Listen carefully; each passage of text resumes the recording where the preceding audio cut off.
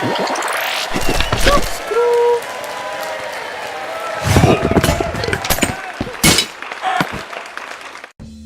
guys, it's Avondale, and welcome back to Behind the Walls, where I take you behind the walls of the Noxcrew Gameshow. I'd like to remind you, as always, if you haven't seen today's episode, make sure to go click the link in the top right-hand corner of the screen and watch it so we don't spoil it for you. Now that you've had time to do that, you'll notice that today I am at another signless game, but it's Quickfire, and with me for today's episode I have Spectator Guy, and also Gregan. Hey!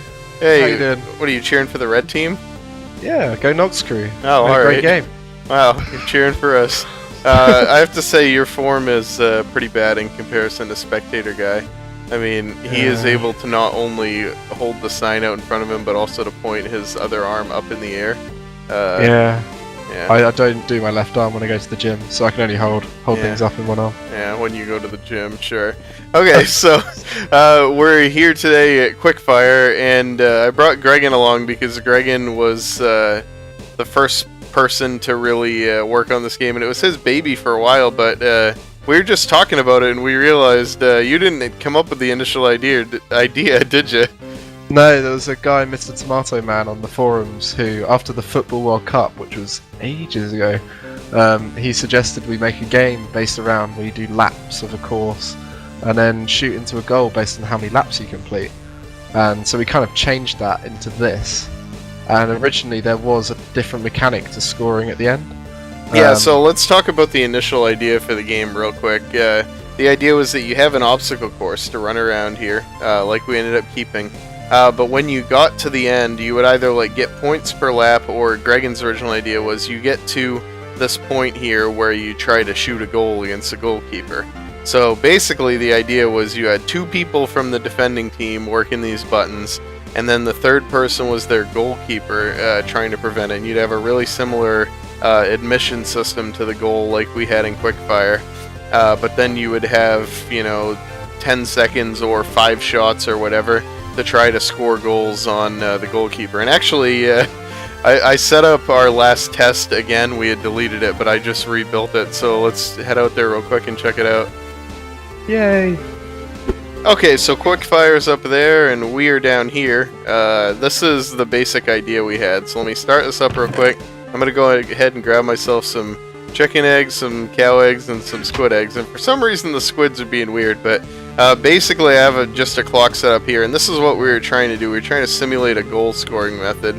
So you would get these blocks, and this would have been set up something like this with court stairs real quick. I don't know why we didn't think to build that in there, but basically the idea was the only place that you would get the ability to place these on the redstone blocks only.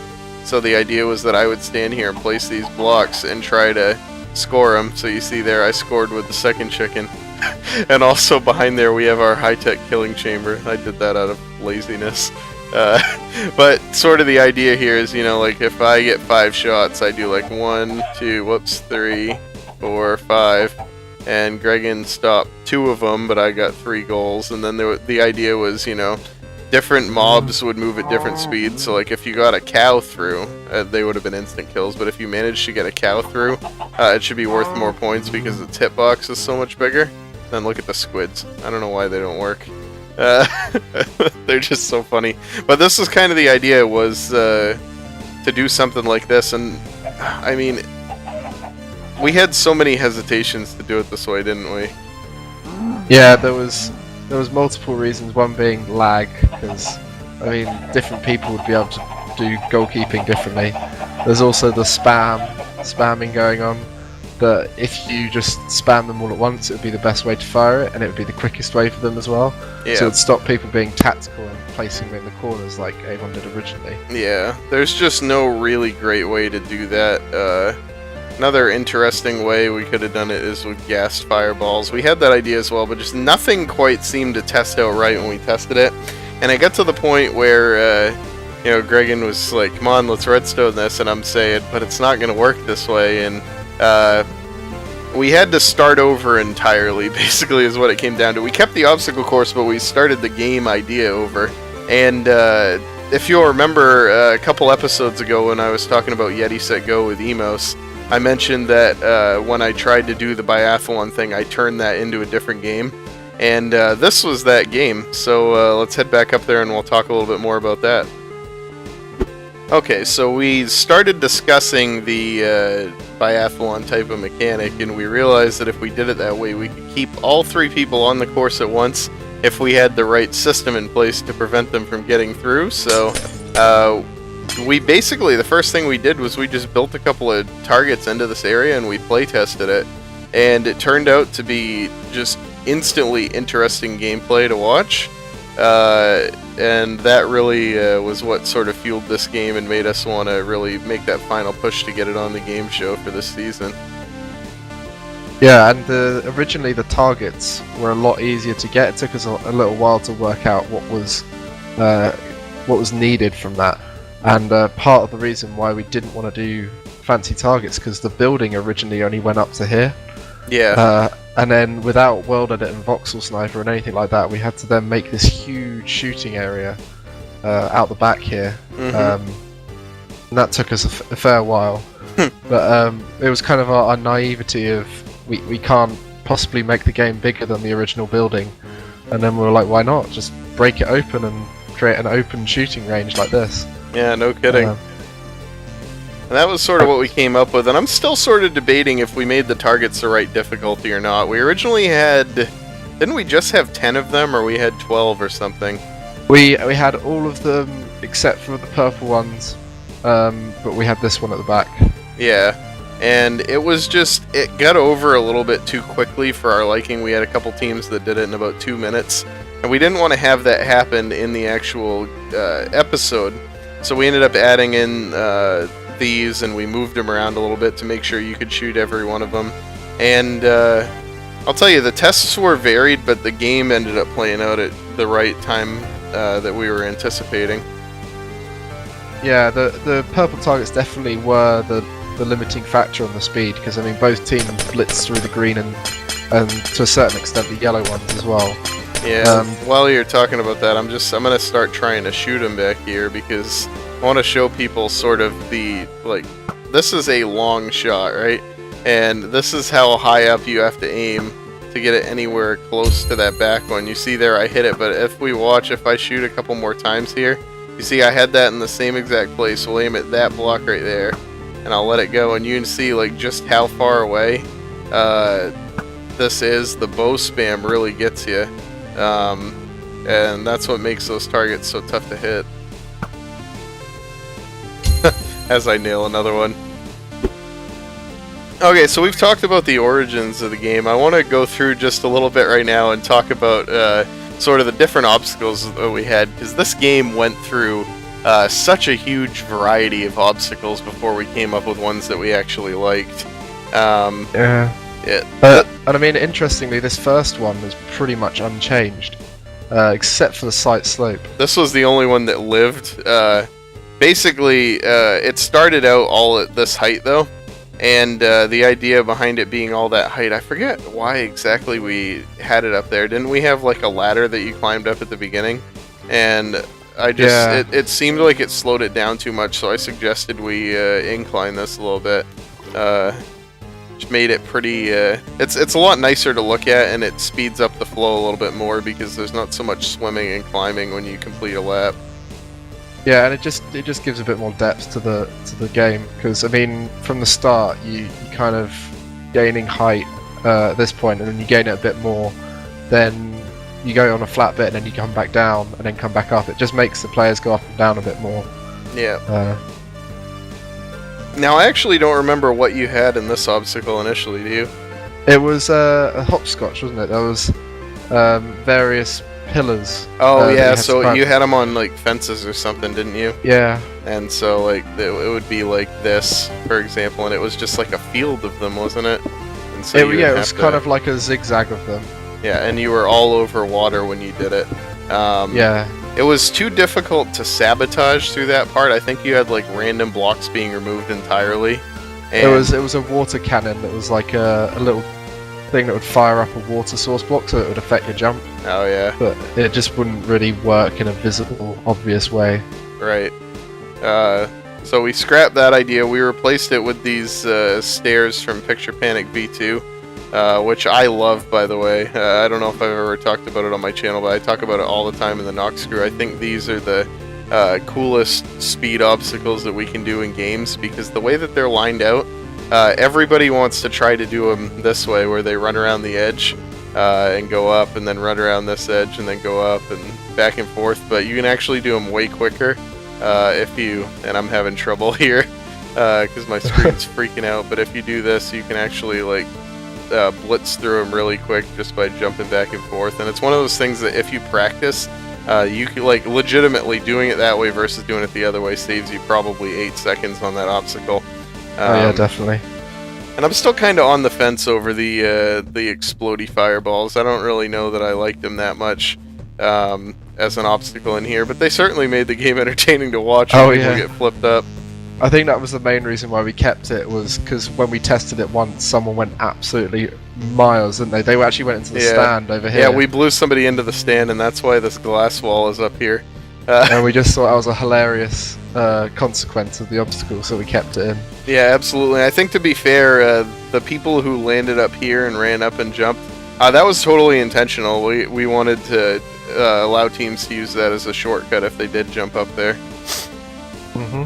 Speaking of shortcuts, yeah, this next obstacle originally was quite a basic obstacle, and then we kind of made it more and more in depth. So at this point here, we had to create a wall to stop them just swimming directly across. Yeah, initially, didn't you have it as just like a sea that you ran around, and then like were there jumps? I don't think there were jumps at all. It was it was just a curve, dodge the arrow type of deal.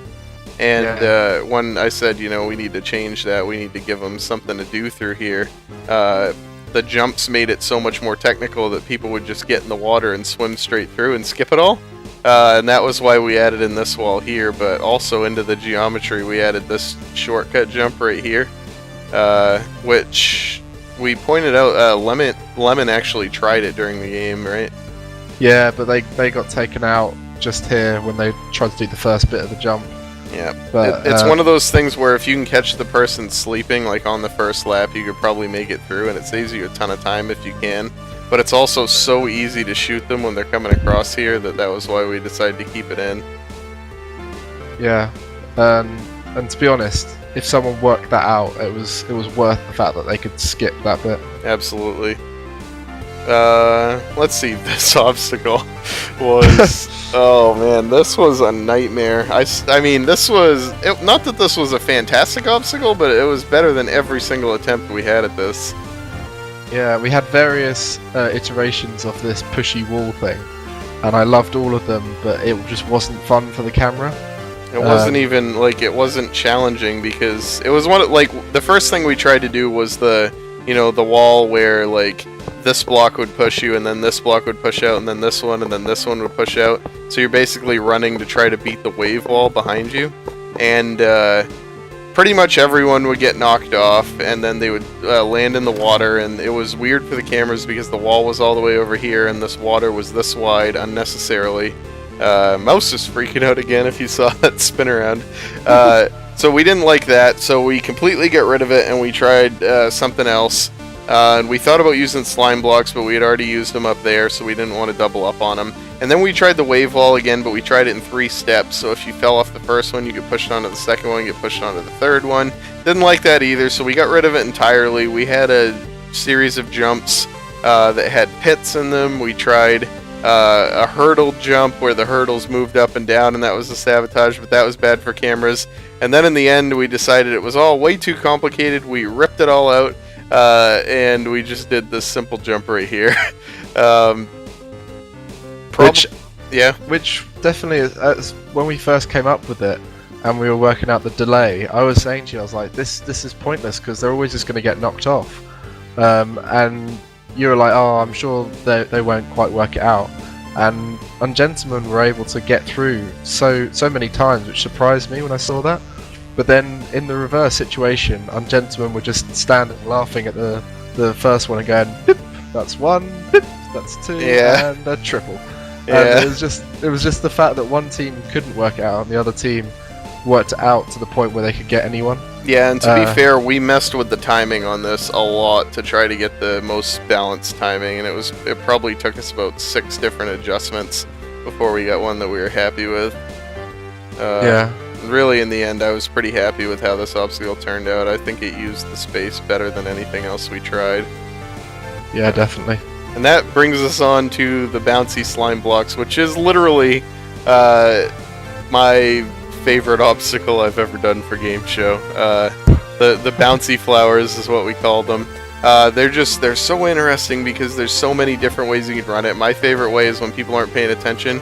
If you go up the center there, and of course I miss it that time on camera, if you run up the center here, you jump once to get here, and then you jump once there and hold space. Because of the way that the slime blocks bounce you, it launches you up, and you don't have to like time your jumps or anything. You literally just hit space. Like you could see there, Gregan was in my eyes the whole time, and I had no problem making it because all I did was hold space to get down there. I don't know, this is one of those types of obstacles that I just absolutely love when we pull them off, and it really played out in the episode too. Like it was perfectly balanced. There was the right timing between them, and people wouldn't always get knocked off when they get launched. They would just get launched up and land on another flower sometimes. Yeah, and in the tech chat burst out in laughter every time someone got flown up in the air. Yeah. And I think quite satisfying. Just as a point, I don't really show enough redstone on the show because it's more of a talk show than anything else, but the way that these flower petals worked is right over there. Basically, I should have paid more attention to what I was breaking there. There we go. Basically, there's a fill replace command that's going on these ones. You see the pink flowers here? They have diamond ore underneath them here, and then the green ones have emerald ore. So can you just go inside there and step on the pressure plates real quick? Just step on the pink one first. So we can see. Yeah, you see there, it gets replaced with the redstone and back, and then step on the other one as well. Yeah, so you notice how that one got done with a torch there, but this pink one got done with a redstone block. Do them back to back again so we can watch that. Yeah, so do the emerald one more time. There you go. So I did that so these things wouldn't clash with each other, right? So there's a zone ranging from this diamond block here to the diamond block in this top corner, which encapsulates this middle one as well.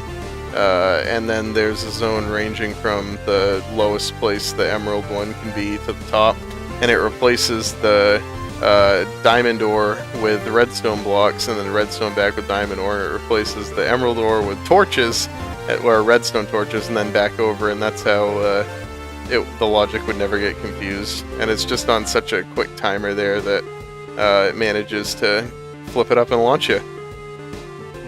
Because the original idea was that these slime things will go up for that split second when someone's trying to jump onto them. So you'd then get this kind of wall blocking them that they'd hit and then fall in. But I don't think I saw it very often. There was like 1 or 2 times. Yeah, there's only about twice in the game where that happened. But the counter effect is when you time it just a little bit late and the person gets launched straight up in the air. Yeah, it was hilarious. Just so good. I don't even remember what this obstacle was initially. It was red and green thing, and they the press changing red, platforms the red would change, and if you press green, the green would change. Yep. Just one of those things that wasn't quite as interesting to look at as this, and this is why we kept it. Then we get to this platform here, and this is another interesting redstone thing to talk about. They didn't need to go on this back-to-back. You could actually jump both or all 3 players down here at the same time, and it still wouldn't break. And yeah, that was, I don't know, that was my favorite part about the redstone for this game, was the strategy you could take. But we'll talk about strategy in a second. Just real quick while we're on the topic, I'm gonna bring us over right now, and we'll pipe down into the redstone here. I have a little secret button that puts us down below the game. That should work on you too. Yep. Yeah. So this is the completion logic over here, and it's set up to be used by either team depending on what's going. And this is what this command over here it works with the scoreboard from the API. That was how the numbers updated. And actually, I had to monitor this game closely because if two people jumped onto the pad at once and shot targets at the same time, it would try to place the redstone block here to update the score for both points at the same time, and it would only give you credit for one score instead of two. We had that happen once in testing, and I had the ability to manually override that if it did happen during the gameplay, but it was unnecessary. Yeah, pretty, I don't know, it's a lot of redstone for this game, but it was pretty simple in the way that it worked. Somebody left the game running, there we go. Yeah, I was really happy with how this game turned out, build-wise and redstone-wise, for sure. Yeah, I'm glad the changes happened. Absolutely. Alright, hey, let's head up in the game. We'll talk about what happened in the episode. Alright, so it's the finals of the Noxcrew Gameshow, and it's Evac Crew versus Ungentlemen, match 2. And Ungentlemen have already got a 1-point lead with the first game. And so, to be honest, Evac Crew are probably going into this thinking, we've got to win this, otherwise we're kind of pretty screwed in a position where they're not going to be able to come back. And Ungentlemen certainly put up a huge fight for it. Yeah, so they got to go first, and right off the bat, you can see Ungentlemen in it to win it, right? I absolutely love pointing this out. They start out in the spawn here. The timer counts down for it, and immediately they try to bow launch their player out the door to get him onto the platform quicker. He overshot it, but like the pro strats just instantly, they know what the bows are going to be like because they've had the bows in the Gameshow games before, and they're just ready to do it, and they just, you know what I mean? Like, it's just they instantly knew what they had to try. It didn't work, but it was a brilliant strategy. They're always thinking of new ideas and how they can get that edge over the other team. And interestingly, that bow tactic afterwards, we found out that in the water, if you just did a one-shot up on yourself, you could send yourself flying through the water, and save yourself some time. So it was a fair strategy. It's just the situation they used it in didn't quite work. Another strategy to talk about is how to sabotage in this game. For sure. Because there's multiple ways you can do it, because there's only 5 stations. And because the inside of the course, so the sabotage buttons, is shorter than the outside, you can... The most efficient tactic we came up with in testing was just to choose a player and follow them. Because you can keep up with them pretty well the whole way through. For sure. And I think both teams kind of did that to a certain extent, but they would often lose a player if they were queuing up or firing at the targets. Yeah. So they'd then run over and do the bow spam, and then that would allow the players to get through the first bit really easily. And the bow obviously was the best bit to utilise, because obviously it's the human interaction and you can keep them pinned down for a while, but you could definitely slow them down by knocking them off at this first bit, or even knocking them off with the explosions. Yeah, for sure. The explosions part, like, there was a couple times I didn't get to playtest this playing it, but I got to... What we would do is we would just run the course for about a half an hour at a time. It'd be me and Gregan, or me and Sky. I'd just tell Sky, try to sabotage me, and I would run around the course to just see how it felt. And there was a few times where I just got legit stuck on this because I would get blown off into the water or get hit a couple times on the ladder climbing up, and it was tough. I still don't know if this was actually balanced or not, but we sure went with it. Okay, so I wanted to talk about one more thing out of the episode, and it was ultimately, I mean, it was gonna be close. Evac Crew was making it close. If they had some really clutch shooting, they might have been able to pull it off, but it was, some pretty bad parkour failing, and I think it was just, I mean, what is it with contestants in the sprint key this season? I'm telling you. But yeah, there you go, the Evac Crew safety pad. I just think what happened is I forget who did it back to back, but one of them, I think it was T-Rex, must have been the first one, and then Soviet right behind him. T-Rex tried to make the jump and just straight up missed it. I think what happened is the sprinting didn't work.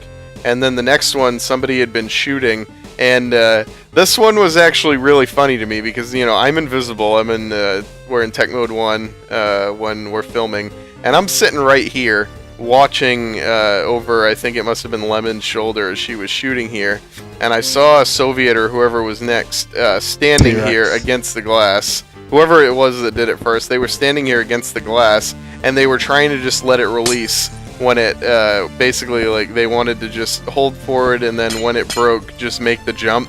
And I'm sitting there going, geez, that is not a good idea. That's not going to save you that much time. And if you have any, like, glitch at all over whether your sprint engages or not, or, like, your timing, like, if you don't make that reaction correctly, you're going to fall in the water. And so I had that thought, and then I was like, we'll see what happens. And sure enough, oh boy. Yeah, I mean, the thing about it is it's only a 2-block jump, and it goes down 2 blocks, so you don't even need sprint to make it. It's quite comfortable without sprint. And to be fair, if you are sprinting, you don't even have to hit the jump key. You just fall right exactly. down. The fact that someone missed that was hilarious. Yeah, it was shocking, and ultimately what decided the game in Ungentlemen's favor. I think they still probably would have pulled it out. They put up a decent time. We beat their time quite a few times in testing. There was a couple teams that put up 3-minute times on their completion. I believe they were after firing at the range before, so you don't have to have those test shots. That's true as well. They had a little bit of testing involved, but still, like, I mean, we had testing involved in Picture Panic, and we didn't have a time, or not in Picture Panic, in Pipeline Pursuit, and we didn't have a time under 10 minutes when we were testing that game. So, you know, there were times, and at the time on Yeti Set Go as well, we had people who played that race. We were speedrunning that, and Craftman beat our fastest time at the time. I mean, it's since been blown out of the water by a bunch of different people, but at the time, Craftman beat everybody that we had that had cashed in from the Noxcrew. Yeah, and this is one of the things with testing is some games turn out to be harder after testing, especially when they're tested by new people every time. It makes it a lot more precise, doesn't it? It's one of the most challenging parts about testing because we only have so many testers, and when you run them through the same game 5 or 6 times, they start to learn the strategy, and things can appear easy when they're actually not, just because of the practice that they've had. So it's important to have a good mind for balancing the games where you can, and I think we really pulled it off on this one. I really do. Alright, Gregan and I are down in the little mock-up of the course that the contestants were playing around in the lobby before the rules presentation. And so while we're down here, I just wanted to say thanks, Gregan, for coming on the show to talk about Quickfire. Oh, thank you for having me. Yeah, anytime.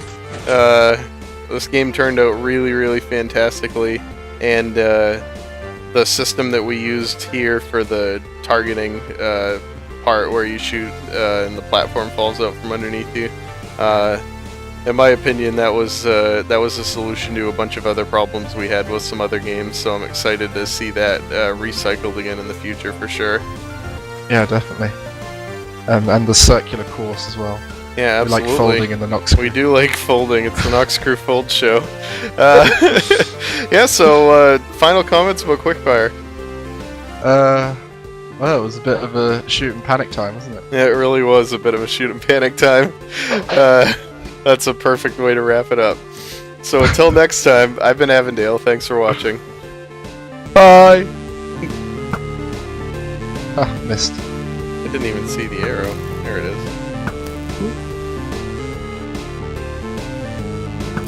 Gotcha. Alright, that was a quick fire you did there. Hey! Oh, we forgot to mention the name! Just real quick, I'm sure I'm going to edit this part into the outro of the episode, but we had a code name for this. Originally it was Goldash, and when we turned it into this, we knew that it was a mixture between Shoot 'em Down with the targets, Picture Panic V2 with this dinging platform, and what was the other one? Bath time and lunchtime. Bath time because of the sabotage. Yeah. So we were calling it Shoot 'em Panic time. is our code word in the middle. I wish we had kept that as the name for the game, but Quickfire is really catchy, so I don't mind that either. Yeah, that's good. Down here, this is the basic idea we had, so let me start this up real quick. I'm going to go ahead and grab myself some chicken eggs, some cow eggs, and some squid eggs, and for some reason the squids are being weird, but basically I have just a clock set up here, and this is what we were trying to do. We were trying to simulate a goal scoring method. So you would get these blocks, and these this would have been set up something like this with court stairs real quick. I don't know why we didn't think to build that in there, but basically the idea was the only place that you would get the ability to place these on the redstone blocks only. So the idea was that I would stand here and place these blocks and try to score them. So Yeah, go Noxcrew. Oh, alright. Great game. Wow, you're cheering for us. I have to say your form is pretty bad in comparison to Spectator Guy. I mean, he is able to not only hold the sign out in front of him, but also to point his other arm up in the air. Yeah.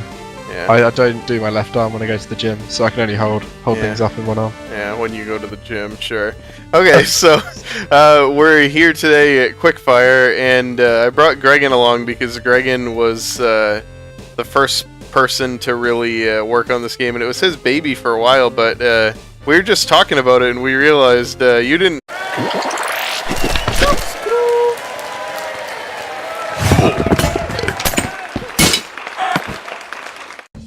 Hey guys, it's Avondale and welcome back to Behind the Walls, where I take you behind the walls of the Noxcrew Gameshow. I'd like to remind you, as always, if you haven't seen today's episode, make sure to go click the link in the top right-hand corner of the screen and watch it so we don't spoil it for you. Now that you've had time to do that, you'll notice that today I am at another signless game, but it's Quickfire, and with me for today's episode I have Spectator Guy, and also Gregan. Hey! Hey, how you doing? What are you, cheering for the red team? This point here where you try to shoot a goal against a goalkeeper. So basically the idea was you had two people from the defending team working these buttons, and then the third person was their goalkeeper trying to prevent it, and you'd have a really similar admission system to the goal like we had in Quickfire, but then you would have, 10 seconds or 5 shots or whatever to try to score goals on the goalkeeper. And actually I set up our last test again. We had deleted it, but I just rebuilt it, so let's head out there real quick and check it out. Yay! Okay, so Quickfire's up there, and we are down. Come up with the initial idea, did you?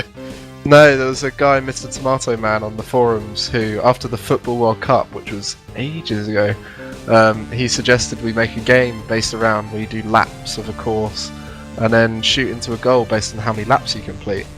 And so we kind of changed that into this. And originally there was a different mechanic to scoring at the end. Yeah, so let's talk about the initial idea for the game real quick. The idea was that you have an obstacle course to run around here, like we ended up keeping. But when you got to the end, you would either get points per lap, or Gregan's original idea was you get to